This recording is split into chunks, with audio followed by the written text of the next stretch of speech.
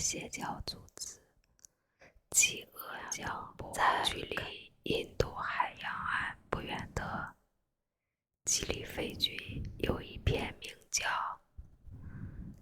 萨卡霍拉的森林生者的天堂，灌木丛生，红土遍地，偶尔有风吹过，带起一阵沙尘。23年之前，这片树林对大多数人来说只是地图上标记。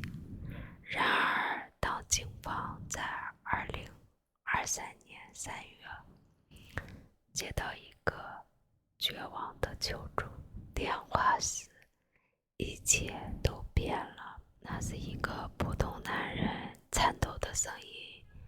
他说和他的儿跟着一个名叫麦肯基的牧师去了萨卡霍拉，从此再也没有回来。萨卡霍拉森林这个名字从此不再平静，它成了饥饿教的悲剧的代名词，一个有信仰扭曲出的死亡之地。数百人，男人、女人，甚至是孩子，在这片荒野中被洗脑，放弃了食物、生命，只为了一个虚幻的承诺：绝食之时就能见到耶稣。这不是电影里的情节，而是真实发生在2023年的惨剧，一个让整个肯尼亚乃至全世界为之震惊的故事。保罗·麦肯基这个名字在肯尼亚沿海小镇马林迪并不陌生，他曾是一个普通的出租司机，平凡的如同街头微笑的每一个路人。但在2003年，他创立了好消息国际教会，摇身一变了一个自封的牧师。他的布道风格激烈而充满卫士的气息。他告诉即将终结，政府是魔鬼的工具，现代生活是罪恶的象征。他反对教育，反对身份证，甚至反对一切与外部世界有关的东西。他的声音通过电视传遍千家万户，带着一种诡异的吸引力，吸引了那些对生活绝望、对未来迷茫的人。起初，麦肯基的教会只是众多肯尼亚新兴宗教团体中的一个。肯尼亚是一个宗教热情高涨的国家，基督教在这里有着深厚的根基，各种教会如雨后春笋般的冒出。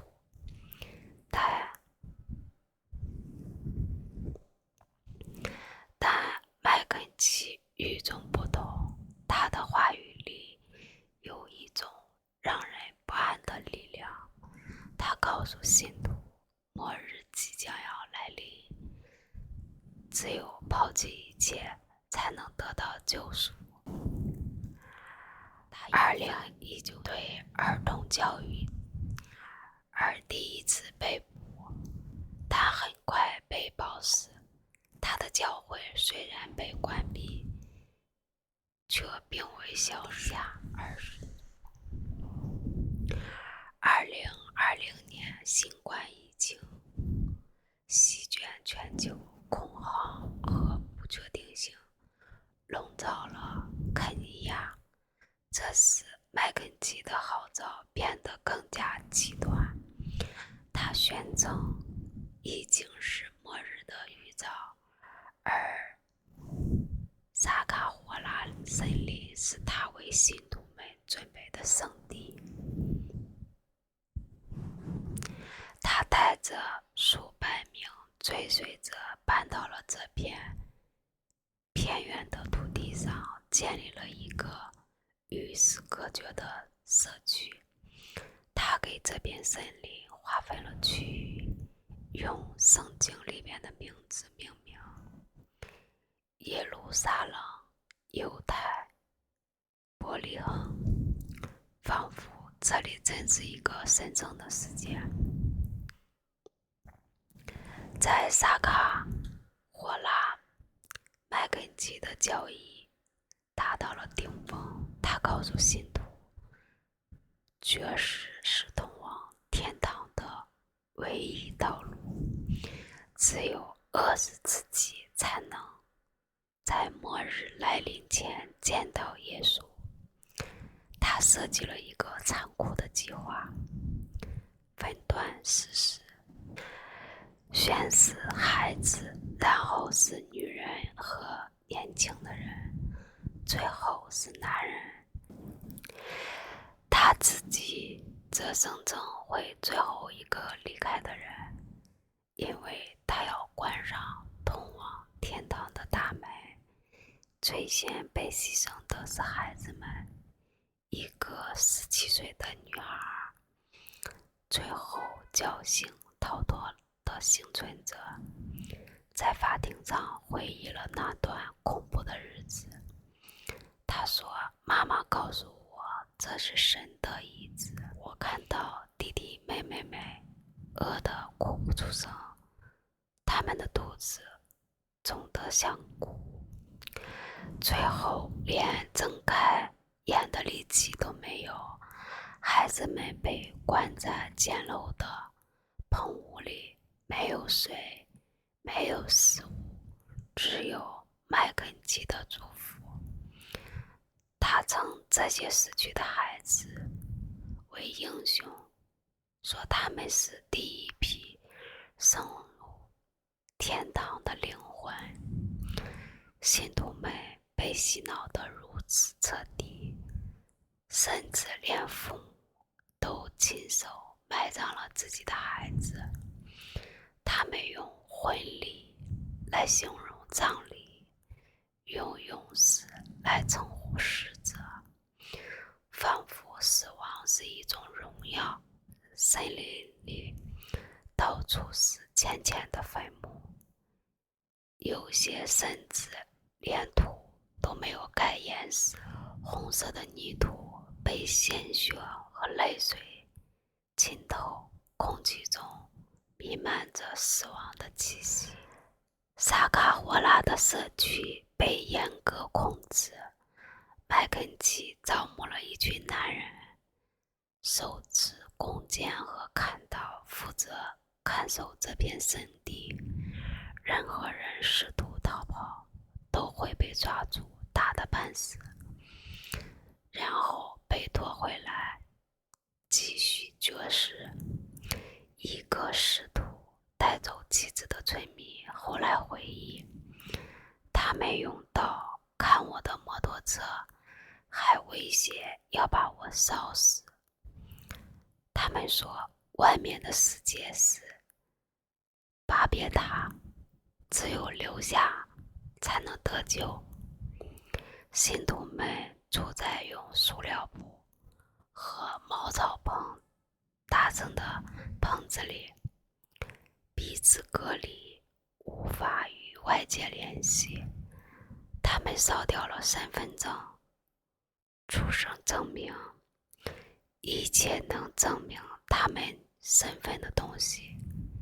麦肯齐告诉他们，这些是兽的印记，是撒旦的工具。他们相信，只要服从牧师，就能逃脱末日的审判。然而，随着时间的推移，一些人开始动摇。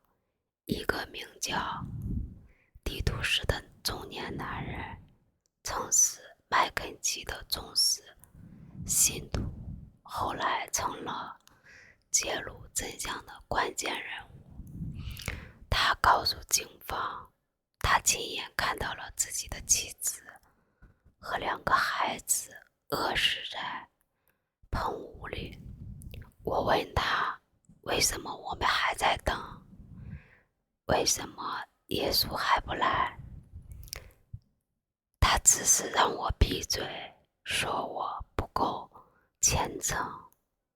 地图师趁着夜色逃了出来，向当局报了警。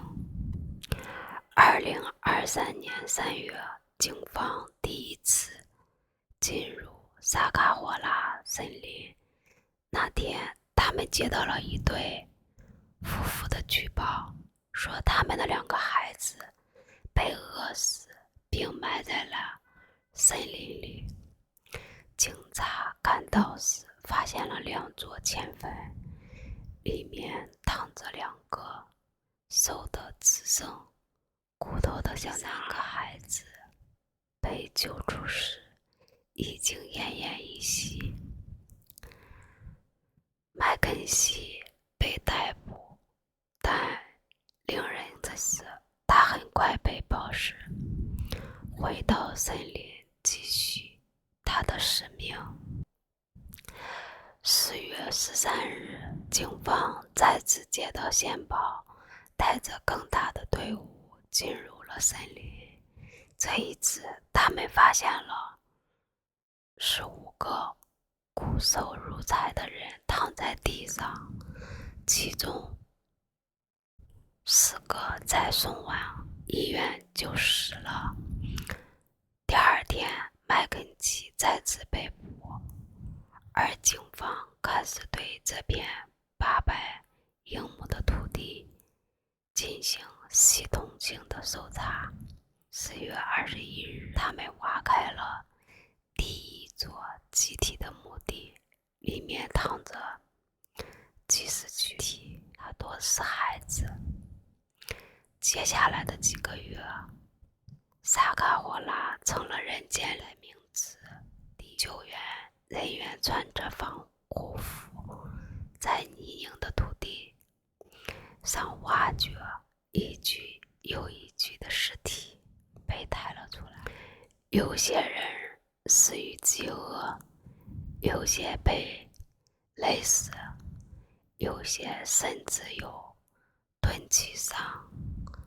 首席病理学家约翰森·奥多尔说，这些尸体的情况是我从医以来见过最严重的，有些孩子的骨头都露了出来。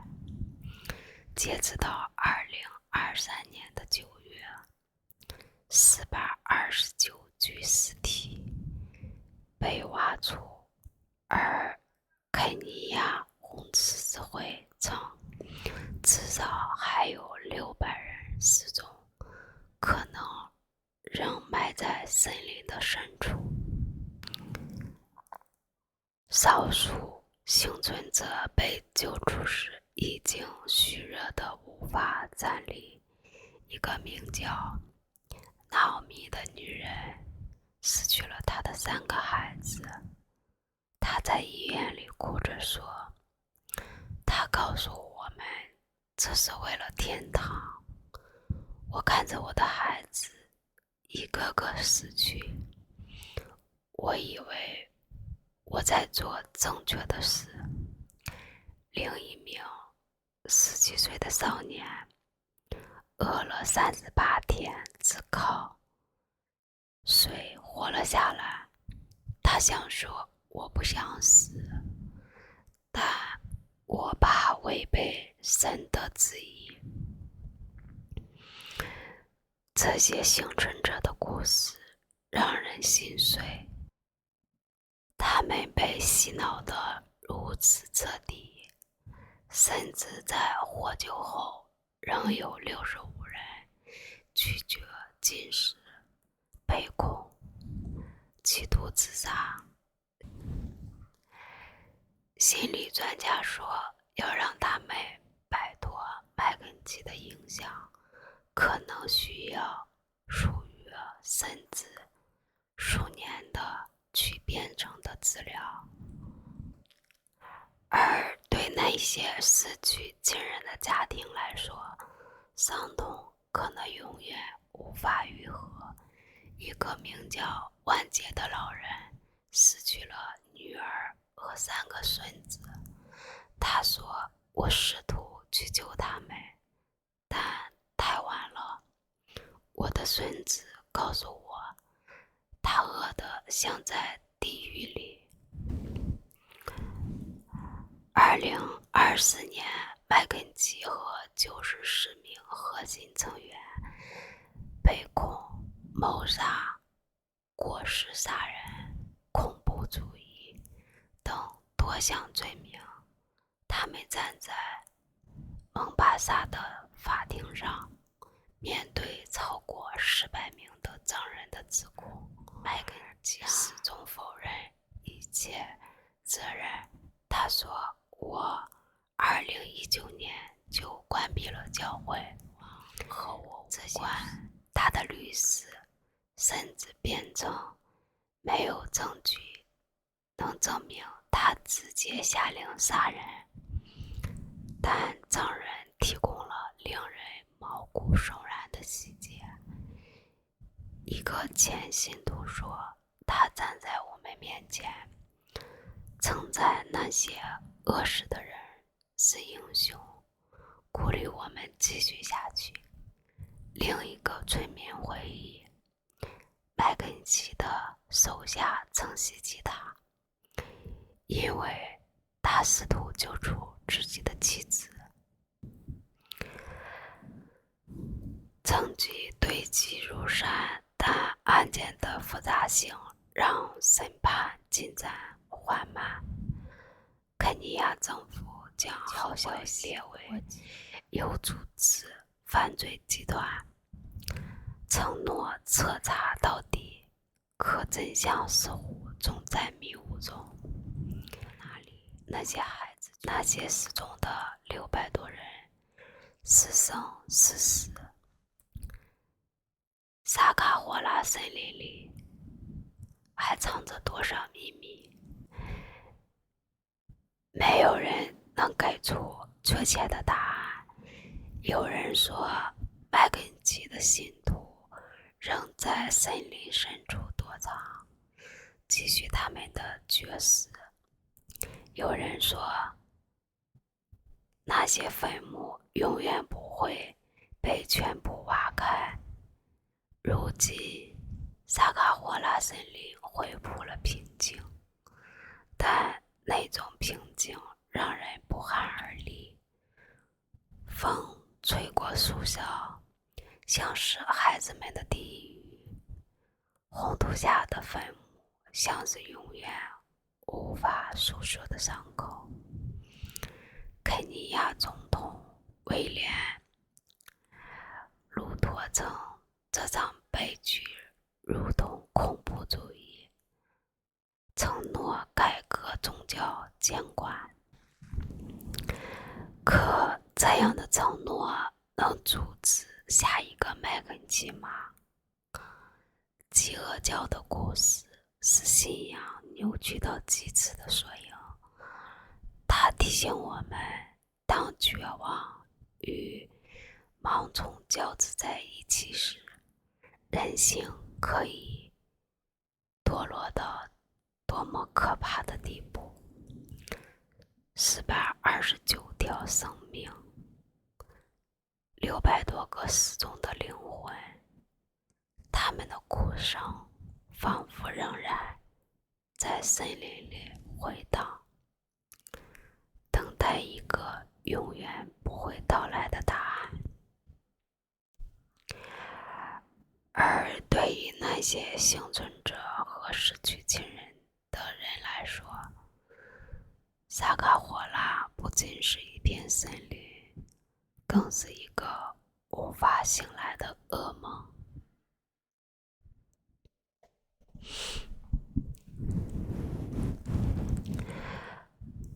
蚯蚓小孩这个名字听起来像是某种童话里的怪兽，但它背后所代表的却是一个真实存在过的邪教组织，一个用天真伪装的噩梦。蚯蚓小孩的故事始于一个看似平凡的起点，20世纪70年代，美国中部的一个小镇，田野连绵，生活平静，居民们过着日出而作、日落而息的日子。这里没有大城市的喧嚣，也没有太多外界的干扰。然而，正是这样的平静中，一颗不安的种子悄然埋下。创始人名叫艾德温·不起眼的男人，他曾在当地的教堂担任过助理牧师。平日里沉默寡言，喜欢独来独往。镇上的人对他的印象并不深刻，只知道他是一个有点怪的人。他喜欢盯着别人看，眼神里总带着一种让人不安的深邃，仿佛能看穿你的内心。但没有人会想到，这个不起眼的男人会成为一个邪教的缔造者。1974年，艾德温突然辞去了教堂的工作，声称自己听到了神的呼唤。他开始在自家后院搭建了一个木棚，说是要与自然对话。起初，镇上的人只是觉得他疯了，但没有人真正的放在心上。毕竟在那个时代，怪人并不少见。然而随着时间的推移，一些奇怪的事情开始发生了。孩子们不见了。第一个失踪的孩子名叫莉莉，她只有6岁，金发碧眼，是镇上小学老师的女儿。那是一个平常的周六的下午，莉莉和朋友们在田野边玩耍，母亲远远地看着她，直到她跑进一片玉米地。那之后，莉莉再也没有回来。警方搜遍了方圆几英里的土地，玉米地被翻了个底朝天，却一无所获。镇上的人开始窃窃私语，有人说他被野兽叼走了，有人说他掉进了某个隐秘的洞里，但没有人怀疑艾德温，因为他那天根本没有出现在镇上。然而几个月后，第2个儿子失踪了。这只是一个名叫汤米的8岁男孩。他失踪前曾告诉朋友，自己要去看一个很棒的地方，一个有很多朋友的地方。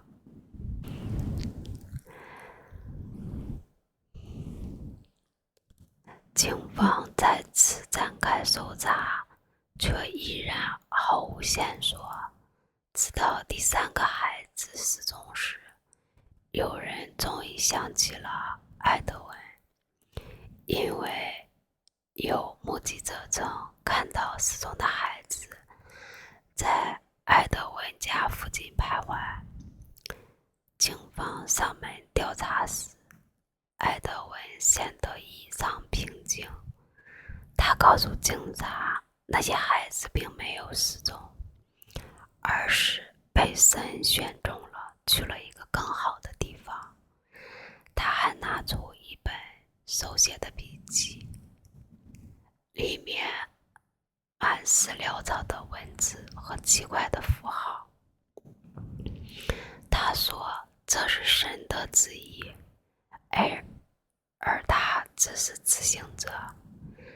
警方搜查了他的房子，却只找到了一些蜡烛和破旧的圣经，没有任何证据能将他与失踪案联系起来。案件就这样不了了之，但开始对他避之不及。就在人们以为一切都会平静下来时，埃尔德温的行动升级了。他不再满足于独自的传道，开始召集信证自己在一个梦中得到了启示：人类是堕落的，必须通过纯洁的灵魂来重建世界，而这个纯洁的灵魂就是孩子们。他把自己的组织命为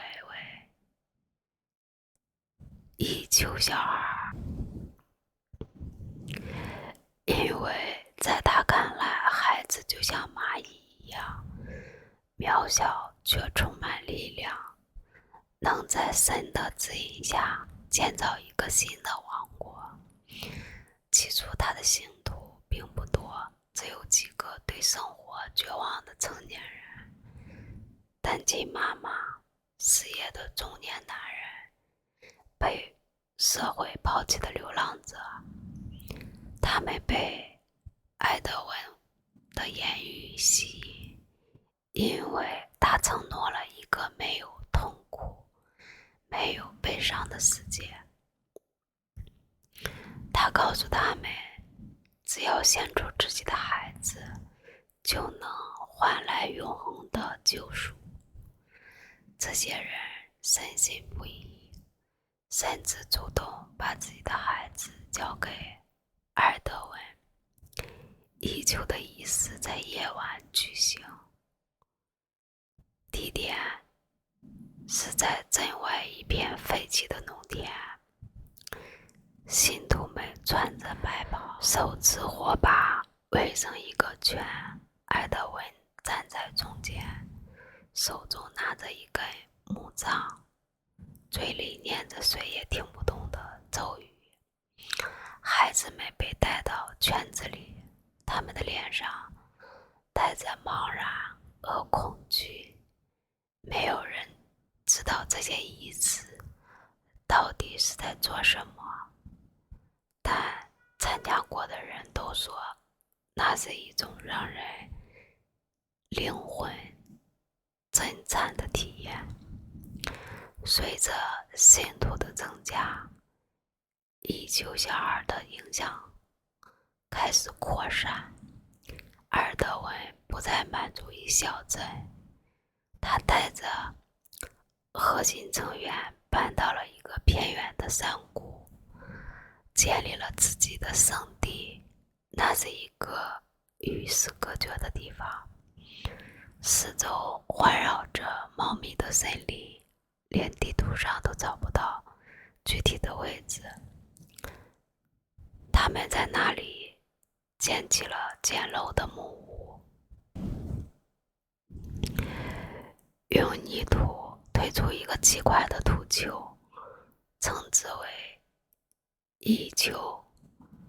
据说这个土球是他们的神殿，也是孩子们回归神的地方。在这里，异球的教义变得更加极端。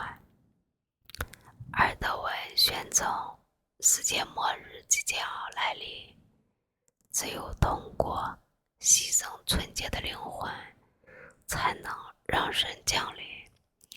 他开始要求信徒们不仅献出孩子，还要参与更可怕的仪式，用孩子们的血涂抹异求，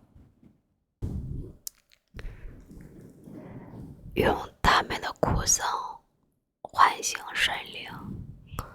这些仪式让一些信徒感到害怕，但更多的人却显得更深。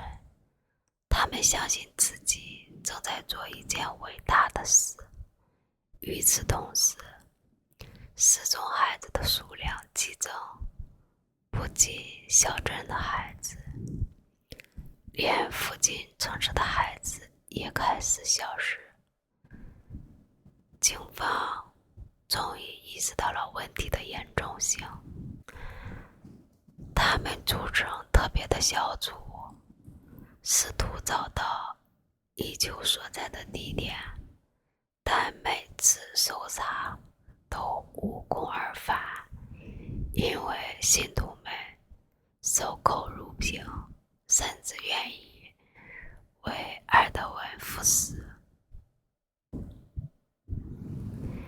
1981年，遗求小孩的活动达到了顶峰。那一年，一个名叫玛莎的女人逃了出来，她曾是埃德温的忠实信徒，把自己的2个孩子献给了遗求。但在这一次的仪式中，她亲眼看到了自己的孩子被带进去土丘深处，再也没有出来。那一刻，他崩溃了，趁着夜色逃回了小镇，向警方坦白了一切。玛莎的供词震惊了所有的人，他描述了遗求内部的恐怖景象，孩子们被锁在地下室里，日夜的哭泣。信徒们在土丘上跳舞，用刀割开自己的手臂，把血洒在地上。埃德温则站在高处，声称自己是神的化身。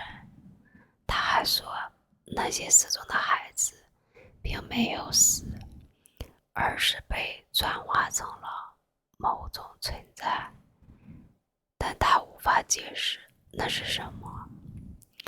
警方根据玛莎的指引，终于找到了遗求的所在地。